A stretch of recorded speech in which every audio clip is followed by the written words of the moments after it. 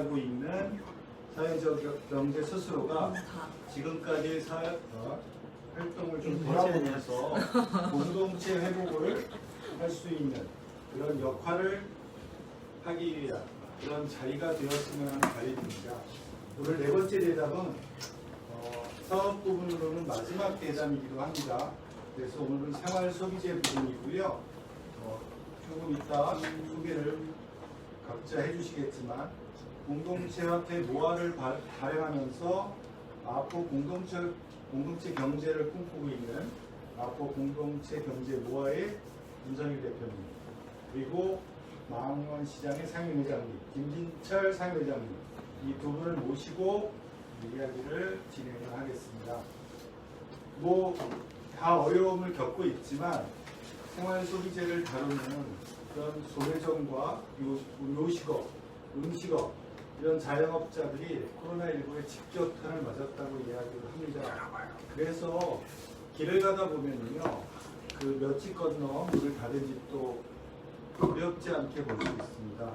참 안타까운 일인데요. 이 두 분에게 어떤 그 코로나19의 상황과 지원 정책에 대한 어떤 실효성, 그리고 앞으로의 계획들에 대해서 1시간 동안 이야기를 나눠보도록 하겠습니다. 먼저 본인이 직접 본인과 함께 단체 소개 해주시면 좋겠습니다. 저는 윤성일이라고 하고요. 마포 주민이겠죠.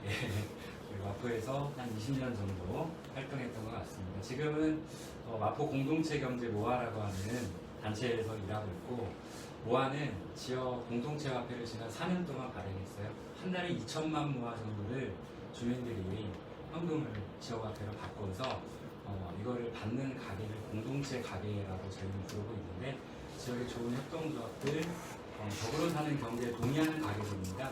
그래서 꼭 협동조합을 국한하지 않고 자영업자, 전통시장, 그리고 개인이 어떤 강습을 한다거나 이렇게 할 수도 있죠. 그래서 특정한 가게에 국한하지 않고 새로운 어떤 경제에 동의하는 가게들에서 받는 그런 공동체 화폐 모아를 발행하는 그 단체에서 현재 일하고 있고요. 모아는 요즘에 이제 코로나로 인해서 그러니까 지원 정책 잠깐 말씀도 하셨는데, 올해 그 돈의 다른 사용, 그래서 공동체 은행에 대한 이런 필요성도 확인하고 있는데, 그런 일들도 요즘 진행하고 있습니다. 네, 그 이야기는 제가 이따 광고 시간을 따로 드리도록 광고도 있고 되게 훌륭한데. 회장님, 네, 저는 86개 점포로 이루어진 망원시장 상임회장인데요.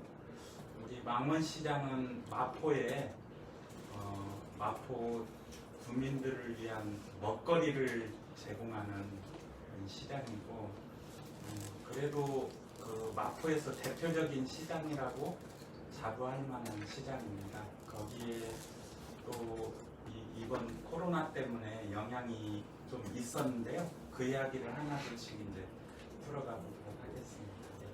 네, 감사합니다. 고맙습니다. 제가 구이사님이 해주시고 쉬다 하니까 어색하네요. 계속하지 않다. 한참 쉬다가 다시 하는 거니까. 먼저 이 코로나19로 인한 경영 상황, 겪고 있는 그 상황에 대한 이야기를 좀 드릴 텐데요. 아시는 것처럼 지금 확진자 수가 단단히로 바뀌면서 이틀 전부터 생활 방역으로 바뀌었죠. 이런 것들도 다 감안해서 이런 경영 상황, 초기와 다른 경영 상황이 조금 만들어지고 있는지 이런 부분도 좀 이야기 들어보겠습니다. 모아는 그 마포 지역의 여러 공동체 가게들 상황에 대해서 잘 아실 테고, 또 상임회장님은 망원시장의 상황에 대해서 잘 아실 것 같습니다. 그래서 좀 이야기를 제가 부탁드릴 텐데, 초기에 겪었던 어려운 상황들, 그리고 정말 3달 정도가 지났죠. 3개월 지난 이후에 그 상황들이 어떻게 좀 달라지고 있는지 이 부분에 대해서 이야기를 들어보도록 하겠습니다. 오늘 상관없습니다. 제가 일반적인 저희 공동체 가게들 제가 정확하게 파악은 못하겠지만, 저희가 그 말씀 드리고 망원시장 저희 이제 모아 화폐를 받는 공동체 가게 지도를 이게 주민이 안 돼서 이게 참 안타깝습니다. 이 검정색으로 이렇게 좀 그어져 있는 거는 최근 잘 보이시나요? 저한테서. 최근 6개월 동안에 저희가 많이 적극적이셨네. 돈이 없어서 매달 이거를 프린팅하지 못하고 이제 돈이 없어서 가끔 하고 있는데 이 검정색이 최근 6개월 동안 좀 사정상 문을 닫은 가게들이고요. 여기 이제 위에가 이게 다시 새로 붙인 거는 신규 공동체 가게들입니다. 3개월 전에 조금 마음 안타까웠던 이제 소식이 하나 전해졌는데 아마도 그때 코로나 환자가 망원 시장에 잠깐 왔다 가고 한 이틀 정도 방역하고 네. 멈춘 적이 있었습니다. 근데 그 옆에 그 카페 M이라고 있는 저희 공동체 가게 1호점인데 매출이 50% 정도가 다운된 거예요. 50%? 네, 50% 정도. 그러면서 이제 망원 시장을 걱정하고 이제 50%가 어느 정도의 아픔인지는 잘 모르겠지만 어마어마할 것 같습니다. 그리고 이제 자주 가는 아실지 모르겠는데 칼국수 우리 두리반 가게 얘기해도 되나 모르겠어요. 네, 진짜 네, 그 네. 질문을 할지 모르겠지만 어찌됐든 자영업자들이 타격이 있죠. 손님이 줄고 주민들이 소득이 불안정해지고 대면 접촉이 안 되니까 어찌됐든 이제 부부가 운영하거나 자영업자들의 고통은 어떤 식으로 이루어지는지 제가 좀 실감을 했는데 인건비라든가 운영비를 줄여야 되니까 직원들을 줄일 수밖에 없는 그런 직원분들도 사실 손님이 없는데 일하는 게 되게 곤혹스럽겠죠. 불편하죠. 네. 그래서 제가 조금 확인했던 거는 이 자영업의 현실이죠. 그래서 그만큼 경영이 악화가 되면서 직원을 줄일 수밖에 없고 그 직원이 감당해야 될 몫들은 사장님들, 운영하시는 분들이 노동을 2배, 3배 하면서 가게를 꾸려갈 수밖에 없는 이런 것들을 되게 확인을 했어요. 악순환이군요. 네.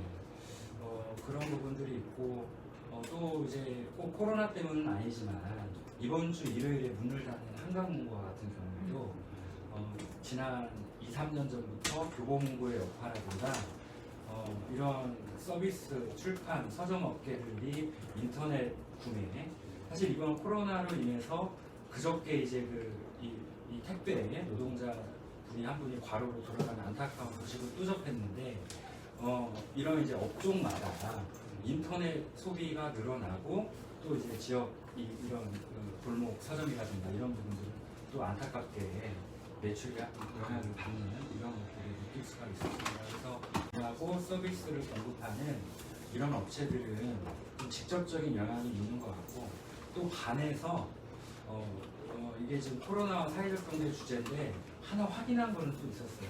흔들리지 않는 자영업 가게, 관계에 기반하는 가게들은 네.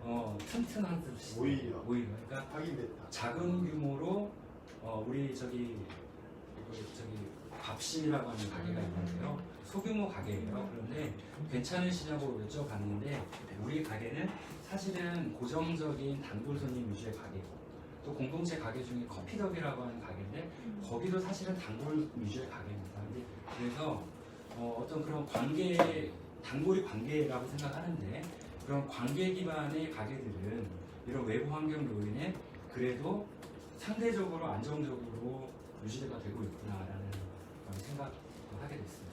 네.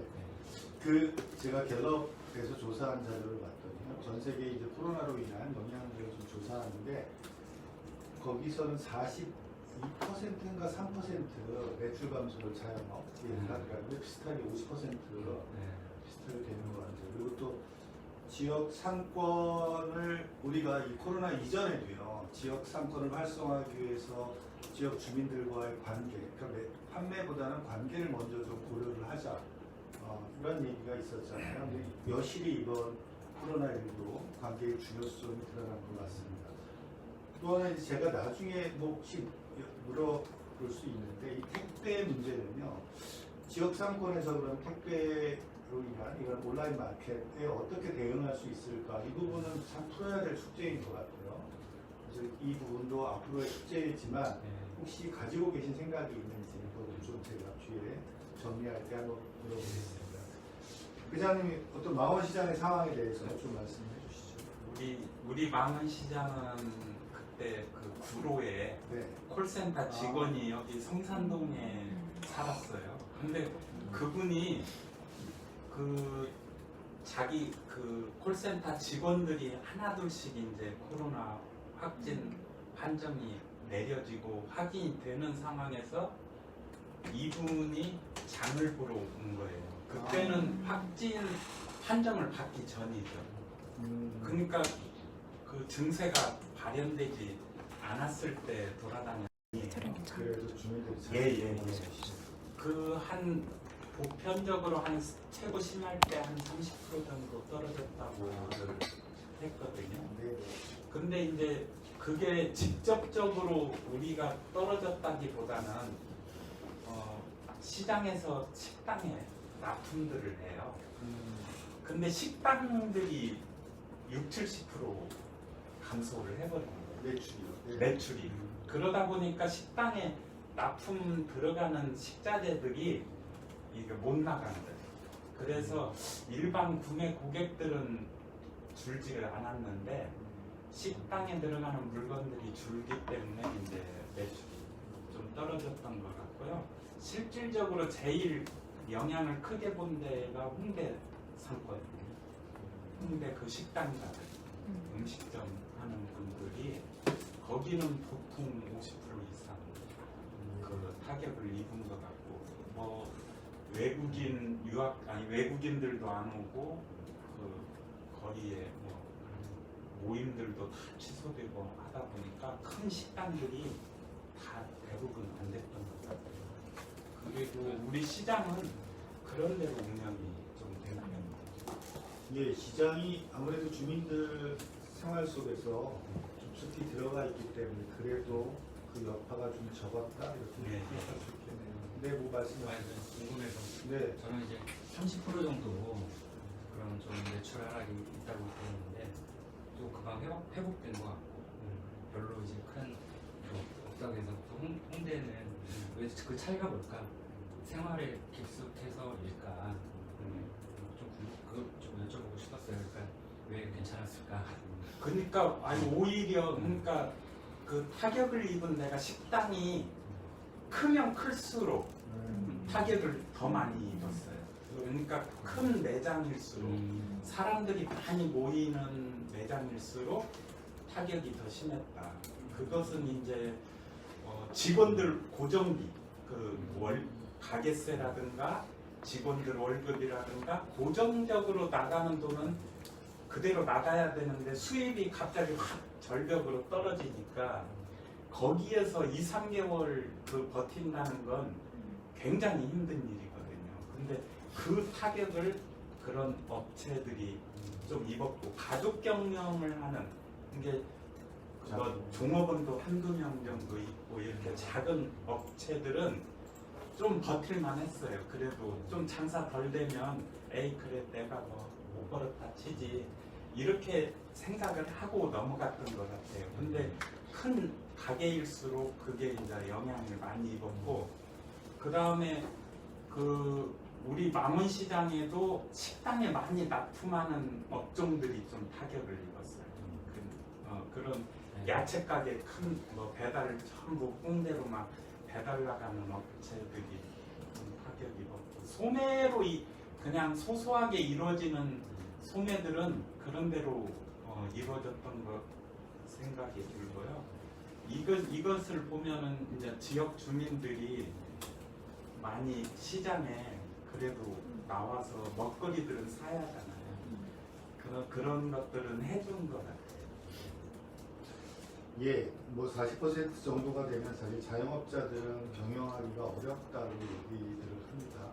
지금 말씀을 듣다 보니까 옛날에 뭐 그럭 그냥 넘어간다라고 얘기하는 게 어르신들이 이게 규모의 경제로 연결이 되는 것 같아요. 그러니까 규모가 커질수록 거기에 투하되는 비용이 높아지니까 이런 위기에 좀 취약해 질 수밖에 없고요.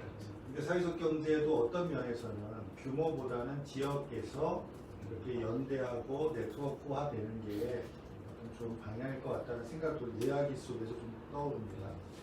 지금 좀 상황이 달라지긴 하는 것 같아요. 그래서 이제 학교도 개강을 하고 계약을 하고 다시 이제 대면 수업으로 바뀌는 거죠. 계약을 이미 했고요. 생활방역이 이틀 전부터 시작이 되고요. 그리고 재난기금이 이제 그 일단 먼저 집행이 되고 있는데 경기도 같은 경우에는 그 영향이 지역 상권에서 분명히 눈에 보이게 나타나고 있다라고 얘기를 합니다. 서울에서도 뭐 전 세대 서울 주민 그러니까 시민 전체는 아니지만 일부 취약계층에게 먼저 지원 재난기금이 이제 나가는 걸로 알고 있는데 이런 생활 방역과 뭐 얼마 되지 않았지만 이런 재난기금에 대해서 어떻게 좀 영향을 느끼고 계신지 그 부분을 좀 이야기해 주고 싶네요. 네. 망원시장 저는 아까 망원시장이 좀 괜찮은 이유 중에 하나가 여러 가지가 있겠죠. 복잡한 그 중에 하나가 저는 그런 그 정부나 지자체에서 그 지원하는 지원책과 연결 부분이 있을 것 같고 모아도 영향을 좀 미쳤나요? 아니 모아의 기준은 많이 안 들었어요. 근데 희한하게 그 온누리 상품권을 많이 할인했어요. 전통시장에서 쓸 수 있는 그걸 뭐 10% 혜택을 주다 보니까 그렇죠. 그것을 많이 사서 이렇게 온 것 같고, 그다음에 재난소득이 이렇게 주머니에 돈이 이렇게 생기니까 그 할머니 할아버지들이 막 이게 꽁돈 생긴 것 같은 느낌인가 봐요. 그래가지고 친구들 그동안에 내가 인심을 못 베풀었는데 이때 야 네 것도 내가 사줄게 뭐 이런 막 사면서 이런 현상들이 일어나더라고요. 그런 거 보면 상당히 그 소비 심리를 좀 자극을 시켜준 건 확실한 거예요. 소비 진작 효과가 예, 있다. 예, 예. 이런 거 그렇죠. 근데 굉장히 지역 상권에서는 그래도 어떤 숨통이 트인 거예요. 그리고 여기 제가 오늘 점심 때 우리 모아 식구들이랑 먹으면서 경기도 지역화폐에 대한 이야기가 나왔는데 근데 맘카페 같은 데에서 그런 이야기들을 한대요. 그러니까 지역 화폐를 실제로 써보면서 우리 동네에 이런 골목에 가게들이 있었구나. 이게 평소에는 인터넷 소비라든가 이런 거 하면서 근데 이제 지역 화폐를 써야 되잖아요. 그렇죠. 지역에서 써야 네, 돼요. 근데 쓰면서 평상시에는 그냥 지나가면서 보이는 풍경처럼 이렇게 느껴졌던 그 가게가 우리 골목에 이런 소비재를 팔고 이런 가게들이 있었고, 그러니까 지역의 골목 경제를 체험하시면서 이게 필요성이라든가 가치를 약간 느끼게 되는 이런 좀 이야기들이 많이 오고 간다고 그런 하더라고요. 또 장기적인 그런 효과가 나타날 네. 수가 있죠. 네. 그런 부분들도 저희는 뭐 어찌됐든 코로나로 예, 매출 10억 이상은 사실 사용할 네. 수 없으니까 네. 프랜차이즈 같은 경우는 좀 어려울 수 있고 네. 본사로 들어가야 되니까. 네. 예, 뭐 요번에 지역 상권의 지역 가게들을 발견할 수 있는 좋은 기회가 그렇죠. 됐죠. 이렇게 시작을 해서 앞으로도 계속해서 지역 상권을 자주 이용하시면 참 좋을 텐데 뭐 이런 생각이 드네요. 여하튼 재난기금이 지역 상권 활성화에서는 직접적 도움이 된다는 얘기, 그리고 장기적으로도 지역 가게들을 알아가면서 이용할 수 있는 기회를 만들어가고 있다는 것, 뭐 긍정적 효과가 있다라고 보여집니다. 그러면서 이제 코로나 이전과 이후가 분명 달라질 거라고 얘기하죠. 주민들의 생활이 달라지다 보면 그들이 이제 지역 상권을 이용하는 패턴도 좀 달라질 거고요. 그러면 그 가게를 하시는 분들, 또 공동체 모아 같은 경우는 특히나 이렇게 달라진 상황 속에서 뭐 비대면이나 아니면 아까 말씀드린 것처럼 배달 이런 상황 속에서 어떤 계획이 그래도 좀 세워져야 그 달라진 상황을 긍정적으로 우리가 좀 받아들이고 좀 지역에서 지역 경제, 공동체 경제가 좀 성장할 수 있는 기회를 만들어 갈 텐데 뭐 상임회도 마찬가지일 것 같아요. 이런 변화들에 대해서 이런 것들을 좀 생각을 해볼 수 있겠다 생각하고 있다. 그런 것들이 좀 있으신가요? 뭐 이전과 분명히 달라질 텐데. 그리고 아직은 딱 이거다라고 확인을 할 수는 없지만 이제 코로나19와 전과 후에 대해서 무엇이 달라지고 키워드들 많이 얘기되는 것 같아요. 그런데 저는 그 소비에 대한 키워드를 그러니까 이게 지역 경제에는 매출도 있을 것이고 경기 위축이라든가 이런 것들이 있을 텐데, 그러니까 소비에 대한 키워드, 그러니까 온누리 상품권이라든가 지역 앞에 지자체에서 발행하는 것들은 아직 골목 경제나 지역 경제, 내가 인터넷 구매해서 지역을 돌아보는 건데 어찌됐든 구조 패턴의 변화에 따른 지역 경제를 발견하는 것인데, 한 번 더 나아간다면 예를 들면은 뭐 고기를 좋아하는 사람이 채식으로 바꾼다고 한다면 그 채식을 바꾸는 거는 소비를 바꾸는 거잖아요. 네, 그리고 그 속에서는 여러 가지 자기가 채식을 하는 데는 여러 가지 그 소비 기준에 대한 변화가 있는 거지 않습니까? 그렇죠. 네, 그러니까 뭐 저는 꼭 온라인 전략 방법상의 이런 것들을 고민해 볼 수 있겠지만, 코로나 이후에는 내가 그 온누리 상품권을 통해서 편하게 하는 이런 거를 조금만 한 번만 더 나아가서 내 소비가 누구에게 가고 나는 어떻게 행복해지고 라고 하는, 내가 소비를 어떻게 할 건가를 조금 교과서적인 대답을 해주시고 아, 이러면 벌써 세상이 바뀌었을 거예요. 이게 바로 지금 뉴스에서 나가지 마세요. 이제 재미없는 아니, 얘기 뭐 안 이런- 하시니까. 네. 아니 코로나19로 해서 분명히 달라질 것 같긴 합니다. 그런 생각을 들겠죠. 그래서 그런 생각을 하니까. 그거를 하기 위한, 이건 이제 자기적인 얘기가 아니라 네.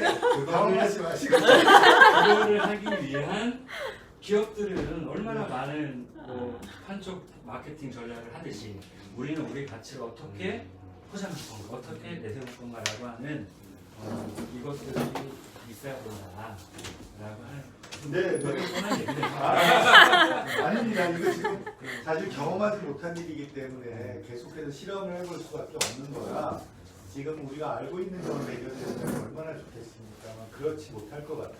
그래서 계속 새로운 실험들을 해봐야 되는데 앞으로 계속 생각을 많이 하셔야 될 것 같아요. 네, 많이 하겠습니다. 어떻게 상인회에서는 뭐 생각하시나요? 아니 지금 그 상인회에서 네이버 장보기와 그 장보기를 해요. 네. 그러니까 정부 이제 장보기 시스템이라는 게 망원 시장에는 있어요 이미. 네. 그게 이제 소비자가 전화를 하면 그 뭐뭐뭐뭐 주문을 해요. 그러면 그걸 장을 봐서 집에 이제 배송까지 해주는데. 그게 김대리인가요? 예? 김대리? 예, 걱정 마요. 김대리도 뭐 그런 다. 아, 예, 네. 예, 그런 저기 하나의 시스템에 의해서 네. 하는 게 있고, 또 네이버 장보기라고요. 온라인 장보기라고 그것도 하고 있어요. 하고 있는데 그거는 이제 단점이 온라인 상에서 일어나는 건 현장에서 오프라인에서 사는 것보다 비싸게 소비자들이 접해요. 예를 들어서 택배 비용이라든가 그러니까 배송 비용이 들어가고 뭐 관련 업체의 수수료를 떼다 보니까 10,000원짜리 상품이라고 하면 한 14,000~15,000원에 소비자가 집에서 이제 접하게 되는데, 그런 것 때문에 좀 많이 이용하지는 않더라고요. 그래서 이번에 이제 코로나 때문에 대면 판매가 아무래도 많이 위축이 되잖아요. 네. 그러다 보니까 우리가 그 공공 플랫폼에 그 중기부에서 하는 공공 플랫폼. 예, 하는 그 놀러와요 시장이라는 앱이 있어요. 그게 그 개발한 앱인데, 시장 이게 물건들을 다 이제 거기에 올려놓고 그 앱상에서 소비자들이 이제 물건을 장을 보는 거죠. 그러면 2시간 이내에 이제 배송이 가능한데, 그게 그 공공 플랫폼을 좀 이용해서 망원 시장도 그거를 좀 해보려고 지금 시도를 하고 있어요. 네. 사실 그 시장은 늘 같은 곳에 있어야 된다라고 하는 것도 우리가 가지고 있는 고정된 관성화된 생각인 것 같아요. 그래서 온라인으로 들어갈 수도 있지만 시장이 골목으로 이제 이동할 수도 있다. 그러니까 그런 발상들이 좀 나왔으면 좋겠다라고 생각이 들고요. 사실 지역 경제가 활성화되면 거점들이 만들어지게 되면 사실 온라인 소비보다는 거점에서 소비하는 거 좀 기회도 그러니까 방향도 고민해 볼 수 있을 것 같아요. 지금부터 이제 아까 말씀드린 것처럼 마포 모아가 코로나19로 인해 피해를 입은 가게들과 그다음에 1인 가구들, 청년들, 주민들을 위해서 긴급히 진행했던 캠페인이 있습니다. 캠페인 지금 진행 중이죠. 1차는 진행을 완료를 했고 네. 2차 계획이 다음 주 월요일에 아. 공지가 될 겁니다. 그래서 아까 말씀드린 광고 시간을 드리도록 아, 하겠습니다. 그래요? 뭐 설명을 좀 어떤 내용인지. 근데 어찌됐든 정부의 역할, 지자체 역할이 커지고 있고 실효성이 그만큼 필요가 있으니까 확인되는 것 같아요. 그럼에도 불구하고 여전히 사각지대가 존재하고 또 신용 등급이라든가 그 정부 지자체가 정해진 기준이 있지 않습니까? 예. 그래서 거기에 미달되거나 박탈당하는 사람들이 많이 있어요.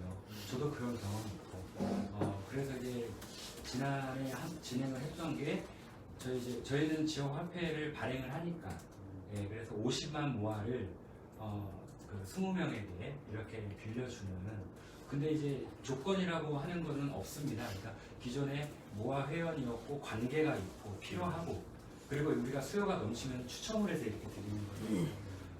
어찌됐든 관계 기반에서 그런 것들을 해보려고 했고요. 근데 이제 참으로 이제 확인된 것들은 그런 좀 마음들이었어요. 그러니까 뭐냐면은 나보다 더 필요한 사람이 있을 거야라고 생각하는 사람들도 되게 많았고 또 확인된 거는 이거는 공동체 가게에서만 쓰기 때문에 어찌됐든 현금을 더 원하고 이러는 게 보편적인 정서일 텐데 자기의 소비의 패턴을 바꾸면서 또 가게에도 도움이 되면서 이런 어떤 소비 생활을 실천해 주시는 분들이 또 그런 제안을 해주시는 분들이 되게 많았다는 거죠.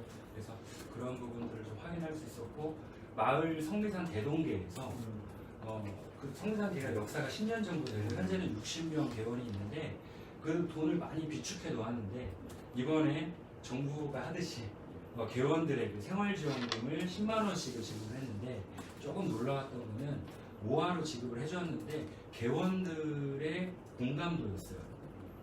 모두 다 지역화폐 모아로 주는 거를 적극적으로 찬성을 하시고 이왕이면 좋게 받아서 좋게 쓰자라고 하는 거를 엄청 공감해 주셨어요. 그런 부분들이 정말 적극적 광고를 해주셨네요. 건강하고 있어요. 그래서 다음 주 한번 짧게만 하면요.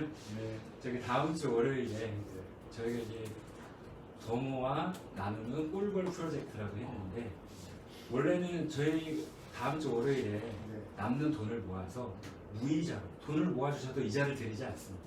돈을 빌려가도 이자를 책정하지 않습니다. 그래서 돈의 고유의 기능을 우리가 이제 해보려고 하는데 돈을 모아서 필요한 가게들 공동체 가게들 아까도 저희가 이제 조사를 해봤는데 네네. 그럼에도 불구하고 필요로 하는 가게들이 많이 있었습니다. 그래서 200만 원씩 10개의 공동체 가게를 이자 없이 빌려드리는 프로젝트 네. 그리고 50만 모아를 또 20명에게 빌려주는 그 프로젝트를 다음 주 월요일에 추가로 이렇게 공지 홍보할게요. 훌륭한 많이 좀 도와주세요. 훌륭한 모아. 네. 제가 그 모아 네. 그 이사잖아요. 네네. 아, 이분들이 이 모아를 네. 우리 망원시장에서 그동안에 이제 유통을 시켜줬었어요. 네. 그런데 상인들이 공감을 못하는 게 뭐냐면 상인들은 이익을 따지는 사람들이잖아요. 이익을 쫓아서 움직이는 사람들이고 그렇기 때문에 이 함께 살자라는 이거에 대한 공감이 없어요. 상인들이 부족해. 왜 그러냐면 나는 장사를 해서 돈을 벌어야 되는데 10원이라고 어디 이렇게 흘러나간다는 거를 공감을 못하더라고요. 그것이 전체 우리 마포의 그 함께 사는 의미가 있는 것인데도 불구하고 그거를 같이 공감을 해줘야 이 사업이 확장성이 확 일어날 텐데 그게 좀 안타까워요 항상.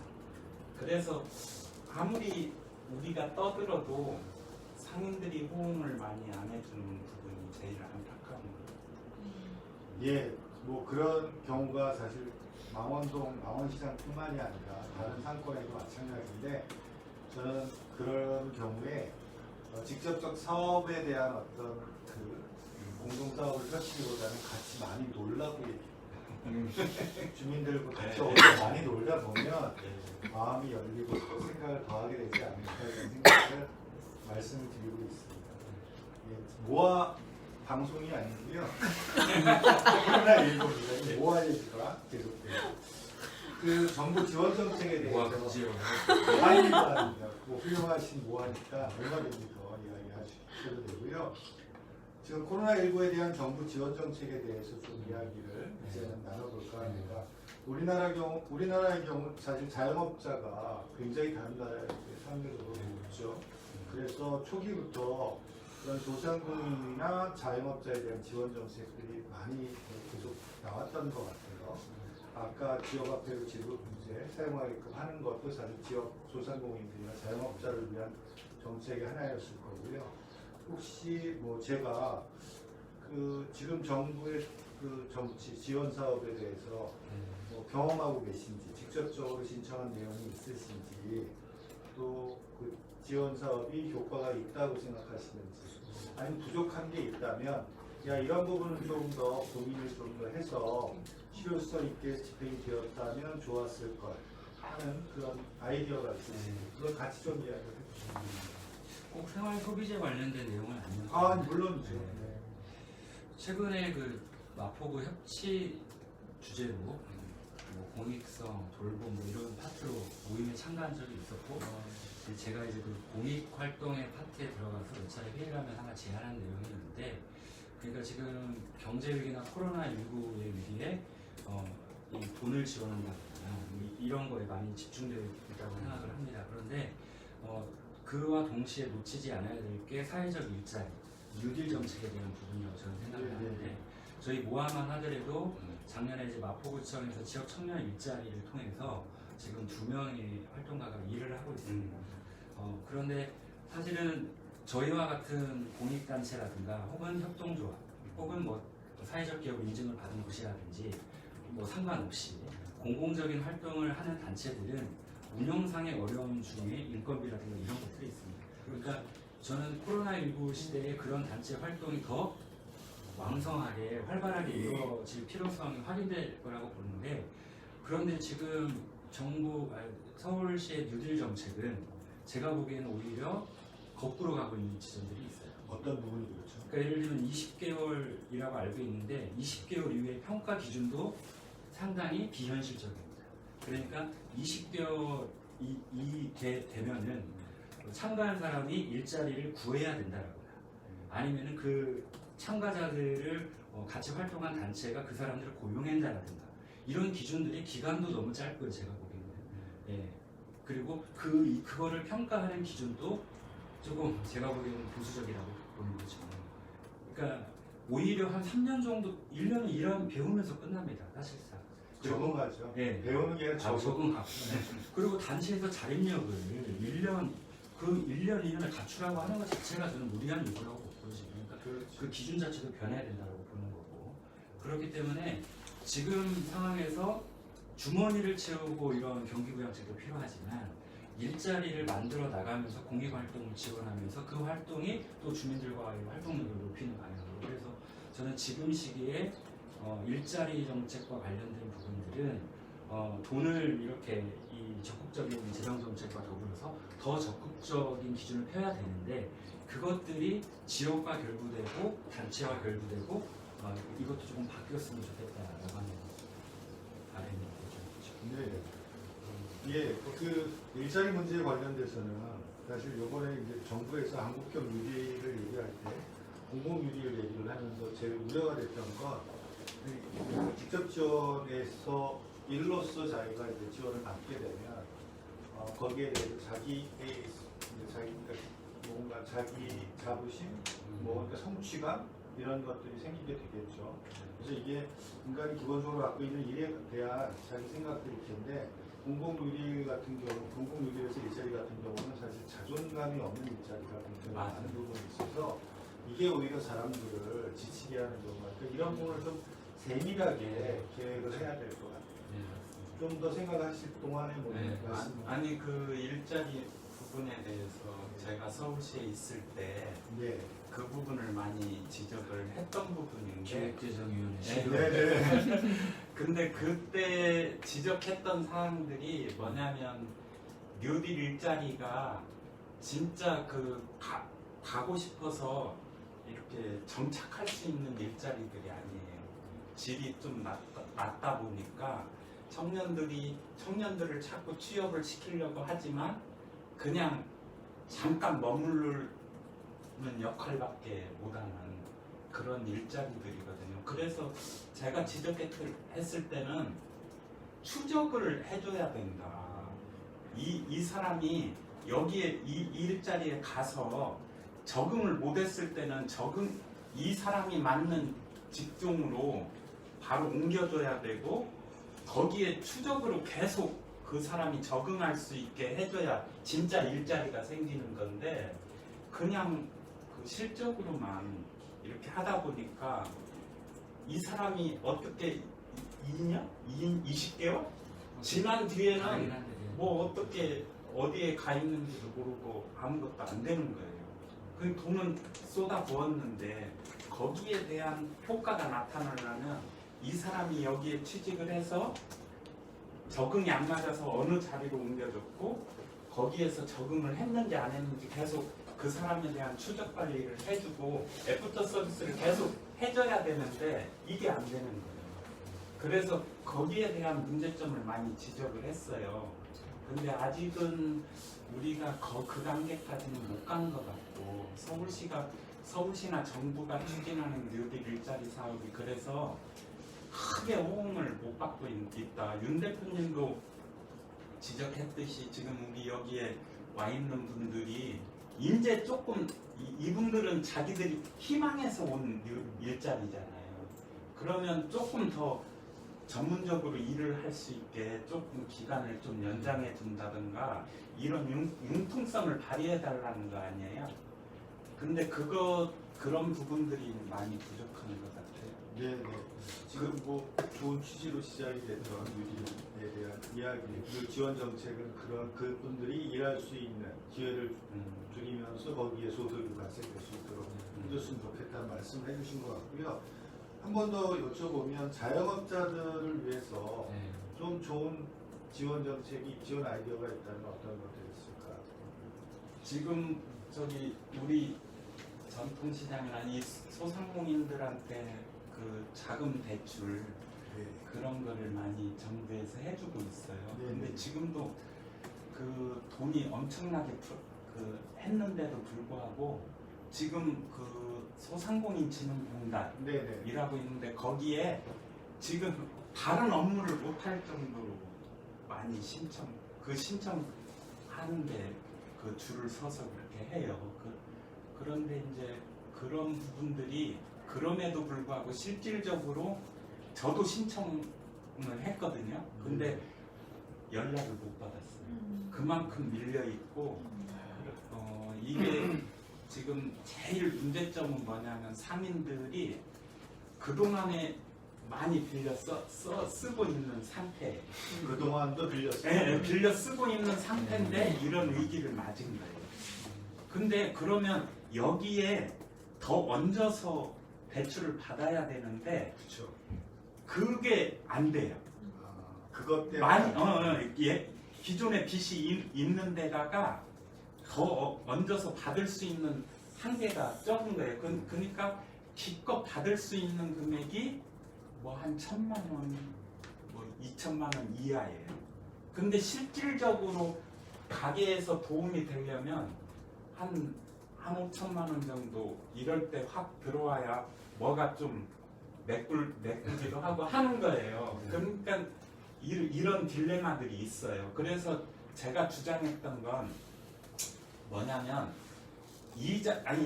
그거를 조금 더 좀 얻을 수 있게 좀 해주고 그 다음에 그런 데서 빌린 돈은 1년같이 뭐 4년 분할 상환 이런 식이에요. 그러니까 1년 동안은 이자를 내고 그 이후에는 원금 플러스 이자 해갖고 이렇게 갚아나가는 거거든요. 근데 그 거치 기간을 좀 한 2년, 1년에서 2년이나 이렇게 좀 주자.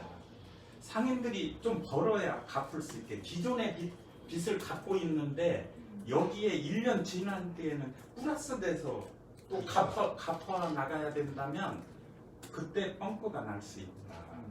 그래서 이 거치 기간을 이번에 어차피 밀어주는 대신에 조금 거치 기간을 조금 늘려주자. 그런 얘기들을 했는데 그거 아니고서도 지금 빌릴 사람들이 엄청 많은 것 같아요. 그런 한계들이 있더라고요. 근데 저는 이제 약간 이렇게 바라보는 위치가 다르다 보니까. 그럼요. 근데 이제 우리 회장님은 가게를 직접 또 운영도 하시고 그런 입장에서 뭔가 저는 또 이제 다른 입장에서 바라보는 입장에서 약간 저는 그 자영업 대출 위주의 저는 그 기준에 대한 문제는 조금 동의를 하면서도 너무 거기에 많이 몰려 있는 듯한 느낌도 받았어요. 그 방식으로. 네. 그러니까 어찌됐든 아까 우리가 방금 10분 전에 소비를 진작하기 위한 것으로 가게를 살린다는 일자리를 예를 들면 자영업자에서 해고는 아니지만 이게 감축할 수 있는 일자리를 어떻게 사회적 일자리로 만들어야 되나 이런 얘기들을 하는데 저는 이제 그런 측면에서도 바라보게 되고 어찌됐든 정부의 돈을 어찌됐든 그것도 또 이자를 받을 거고 1년 뒤면 또 이자를 높아질 거 같고 근데 그 푸는 돈은 자영업 앤드 꼭 필요한 협동조합들이라든가 이런 종합적으로 그 규모를 무조건 늘리는 게 아니라 정말로 필요한 사람들에게 잘 가기 위한 그런 시선도 조금 필요할 거라는 생각이 저는 오히려 조금 더 들었거든요. 이건 자영업 지역입니다. 그리고 동시에 자영업자라든가 이런 것들을 활성화시키는 방법은 자영업 직접 대출보다는 소비 진작과 일하는 사람들이라든가 마케팅 측면이나 이 좀 다양한 측면으로 이루어지는 좀 실효성 있는 정책들 통합적으로 네. 한 방향으로. 예. 어찌됐든 아니 맞는 말씀이죠. 근데 이제 그런 지원책은 제가 보기에는 상상력 저도 상상력이 제가 주변에 뻔한 얘기를 하지만 너무 자책하지 않으셨어요. 하지만 네 조금 제가 좀 생각을 해볼 필요가 예, 있다. 이거 되게 그런 계획은 많이 부족한 이게 게 정부 입장에서 이런 경기 재난 상황에서 가장 빠르게 효과를 볼 수 있는 건 돈을 푸는 거거든요. 그렇지. 링겔을 사람이 쓰러졌을 때 가장 빨리 일으키는 방법은 링겔 주사 맞추는 거죠. 그거거든요. 근데 그게 이제 두 가지인데 하나는 먹이는 것과 링겔 맞추는 것 두 가지잖아요. 일단 그 사람이 쓰러졌을 때 그렇게 응급조치를 취해놓고 이 사람이 이제 앞으로 어떻게 살아야 된다고 가르칠 수도 있고 도와줄 수도 있는 거예요. 근데 이 사람이 못 일어나면 영원히 이제 죽어버리는 거죠. 그러니까 사실 지금까지는 링겔만 계속 꽂으니까 그렇죠. 링겔 없이 못 사는 것 같이 되니까 앞으로는 링겔도 꽂고 예. 좀 예. 그 좋은 섭생을 통해서 네. 네. 그렇죠. 예, 벌써 시간이 뭐 얼마 안 남았습니다. 그래서 세 번째 이제 저희가 이야기할 것은 이제 얘기를 좀 바꿔서 이번 경험을 통해서 개인적으로는 어떤 생각이 들었는지 그리고 소상공인이나 사회적 경제 이런 그 기업들이 지역에서 어떤 계획과 활동이 필요할 것 같다 이런 것들 이야기를 나눠볼 텐데요. 먼저 이게 사실 다 어렵다. 코로나19로 어렵다라고 얘기하지만 한편으로는 이게 긍정적인 효과도 있다라고 얘기를 해요. 개인에게도 그렇고 전체 사회적으로도 본인이 보시기에 코로나19가 우리에게 가져다준 긍정적인 어떤 면이 있었다면 무엇이 있었는지 그런 얘기를 좀 간단하게 어렵나요? 아니, 인상이 제가 표정이 우리 지금 화난 게 아니에요. 원래 저는 이제 코로나로 저도 이런 거는 겪어보지를 못해가지고 그렇죠. 누구도. 네. 근데 한 5-6년 만에 맑은 하늘을 경험했고 네. 너무 좋더라고요. 정말 미세먼지라든가 황사고 그런 걸 경험하니까 저는 처음에 좀 아동에서 그런지 이게 코로나와 연계성을 몰랐어요. 한 달 전만 해도. 근데 중국의 공장이 멈추고 비행기가 안 뜨고 자동차가 멈추니까 공기가 이렇게 됐다. 누군가 저한테 얘기해서 아 그렇다, 너무 좋다. 이런 것도 좀 하게 됐고요. 또 어찌됐든 우리가 농담삼아 드디어 때가 왔다. 네, 어찌됐든 이제 때가 왔다. 지난 4년, 5년, 10년 뭐 넘게는 대안, 관계 우리가 이런 얘기를 아무리 얘기해도 지역 앞에 얘기해도 그런데 한 번 해결되지 않습니까? 이 지역 경제에 대해서 고민하는 기본소득도 마찬가지고요. 그런데 사실은 그만큼 우리가 준비가 되어 있을까라는 것도 조금 안에서 들리긴 했어요. 그래서 어찌됐든 이제 뭐 자본주의가 예측하는 거를 근거로 해서 금융상품도 만들고 뭐도 하고 다 이러지 않습니까? 이제는 우리가 많이 얘기하고자 했던 거를 할 수 있는 관계가 중요하고 골목이 중요하고 내 소비가 중요하고 환경이 중요하구나 뭐 이런 약간 그 기준에 대한 변화에 대해서 어떻게 사람들이 느꼈을 거예요. 아까 근데 저는 저 맘카페에서 그 지옥 앞에 쓰시면서 그런 의미가 되게 큰 변화라고 생각해요. 네. 한번 생각을 해보는 거죠. 네. 지역을 생각해보고 네. 옆에 있는 사람을 네. 보고 그런 것들은 개인의 경험을 얘기를 해달라 했을 때 역시 전체를 보고 기술을 모아. 중요한 자리로 보내셔야 되는 계속 모아만 얘기하시는 거 뭐라 얘기 안 했는데 재미없네요. 회장님은 어떤 개인의 긍정적인 경험이고 이 코로나를 통해서 사실 대한민국의 국격이 올라간 것 같기는 해요. 이번에 진짜 대통령을 우리가 잘 뽑아서 그런지는 몰라도 민주당이신 그러신 것 같은데. 꼭 그런 것만은 아니고 진짜 박근혜였으면 어땠을까 하는 생각이 들기는 해요. 그만큼 이제 빨리 자막 내보내. 특정 명단이랑 관련. 유튜브 일단 상관이 없습니다. 저는 나라가 이만큼 어느 영도자가 잘 이렇게 리드하면 이렇게 잘 되듯이 우리 이런 지역에서도 솔직히 우리 스스로 이렇게 잘 좀 단합해서 이럴 때 어려울 때일수록 단합을 해서 똘똘 뭉친다면 이런 좀 어려운 점들도 헤쳐나가지 않을까. 오히려 혼자 있을 때보다도 어떤 사람은 코로나가 이렇게 딱 발생하니까 젊은 친구인데도 원룸에서 밖에를 안 나가는 거예요. 이게 편의점에서 물건만 딱 밤에 사와가지고 혼자 라면 끓여 먹고 뭐 하고 인스턴트 음식으로만 사는 거예요. 근데 이게 과연 옳은 것일까에 대한 건 거예요. 옆에 어떻게 사는지 관심 가져주고 서로 찬밥이라도 나눠 먹을 수 있는 우리 옛날에 시골에서 그런 맛이 전혀 없어진 그런 것도 느꼈거든요. 그래서 이런 험악한 세상이 될 때일수록 아까 그 관계? 관계들이 더 소중한 거 아닐까. 그런 거를 일깨워가는 게 더 중요한 거 아닐까 싶어요. 네. 저희는 정치적 지향과는 관계가 네, 저는 통합당 분들도 가깝게 지내고 있습니다. 저 근데 그 얘기를 꼭 하나 네. 하고 싶어요. 네. 그리고 제가 한승현 대표님을 며칠 전에 밥 먹으러 가다가 코로나로 인해서 괜찮아요라는 분위기가 형성된 것 같아요. 그러니까 이래도 내가 괜찮아요. 이름 잘 네. 드셨네요. 내가 집에 혼자 있어도 괜찮아. 우리 총회 안 해도 괜찮아. 내가 지금 예전에는 회사 안 가도 괜찮아. 그러니까 예전에는 다 총회도 언제까지 해야 되고 돈도 벌어야 되고 근데 그 돈을 벌지 않으면 내가 못해서 내가 잘못해서 뭐 이렇게 많이 생각들 하잖아요.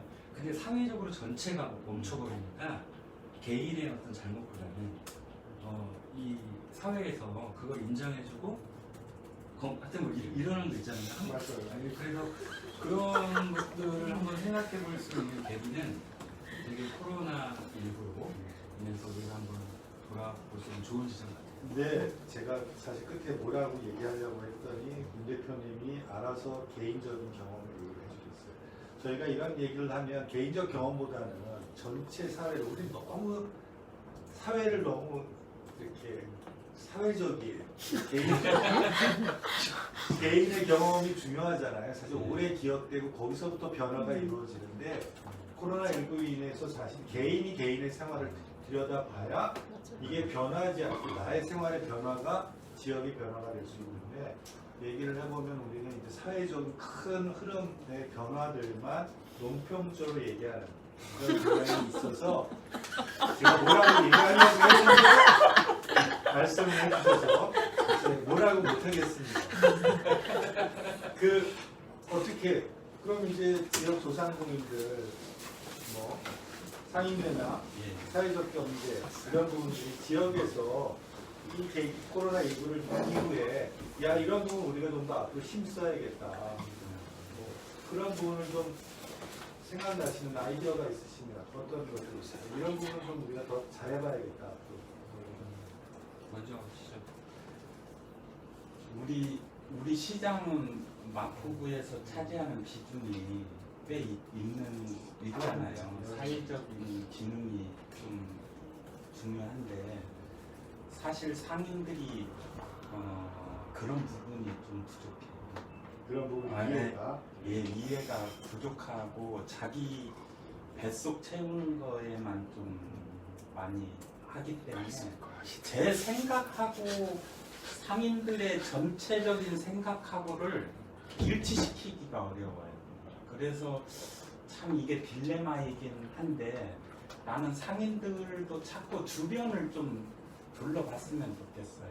같이 함께 사는 그런 세상으로 만들려면 옆에 좀 넘어져 있는 사람도 좀 도와주고 같이 좀 이렇게 갔으면 좋겠는데 그게 내 생각하고 다 일치하지가 않더라고요.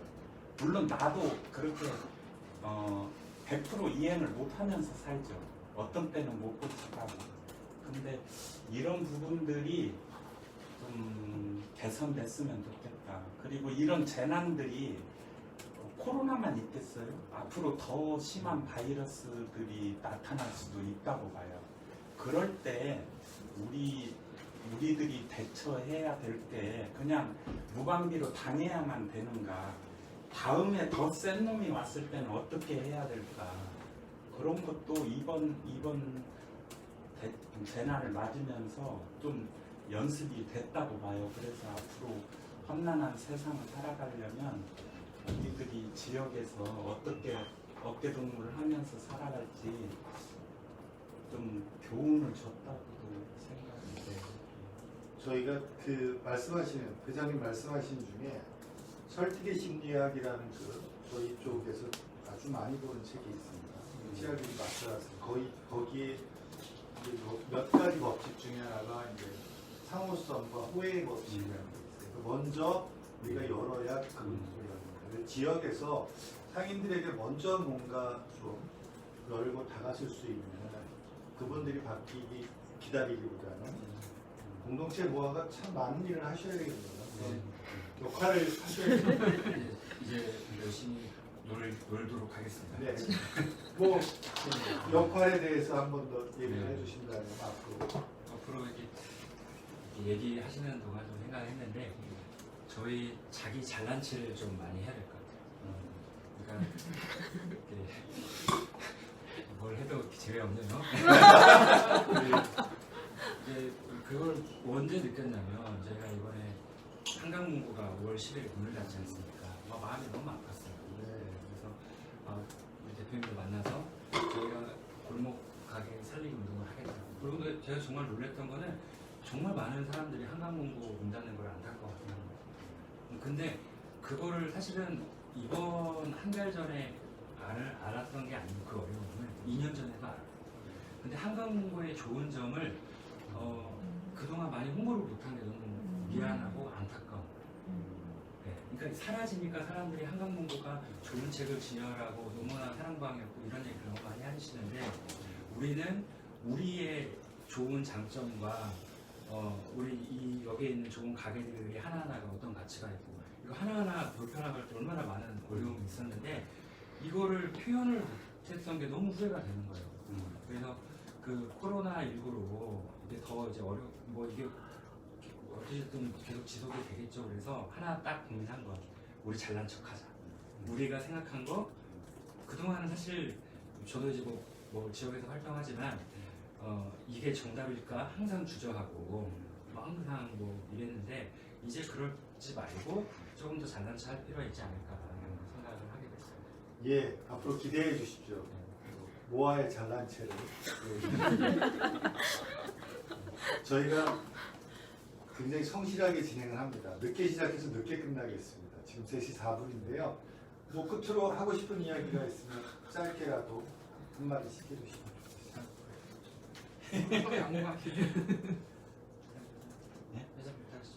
뭐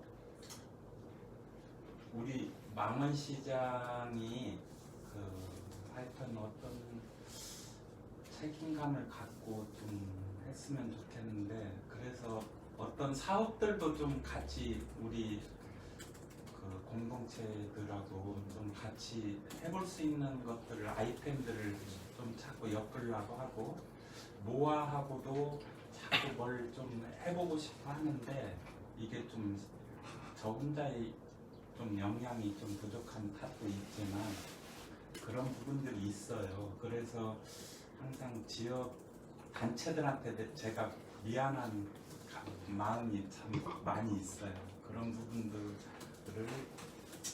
조금이라도 채워가는 게 제 역할인 것 같아요. 앞으로 좀 많이 상의도 좀 더 하면서 갔으면 좋겠습니다. 네. 뭐를 너무 생각해 주셔가지고 여기 아름답네요.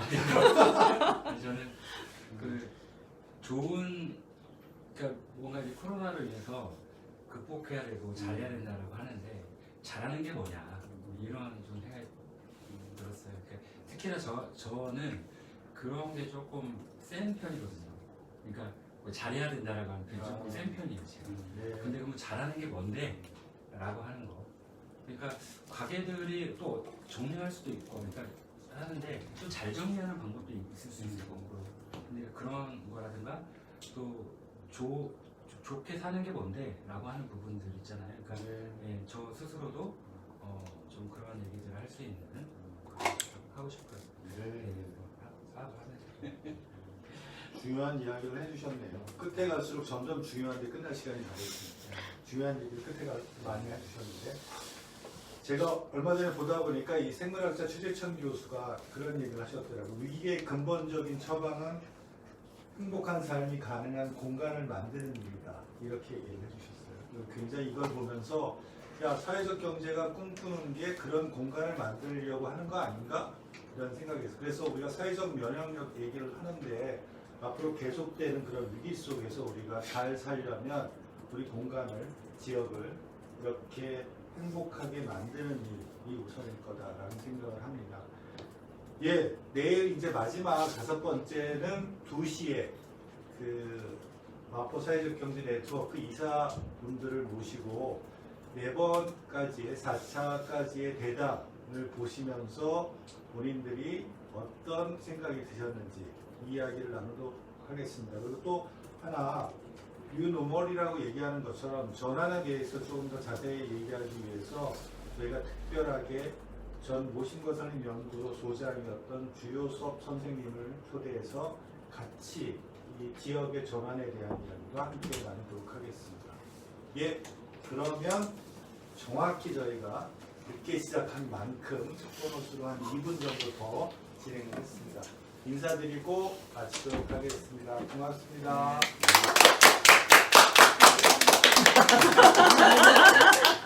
안녕.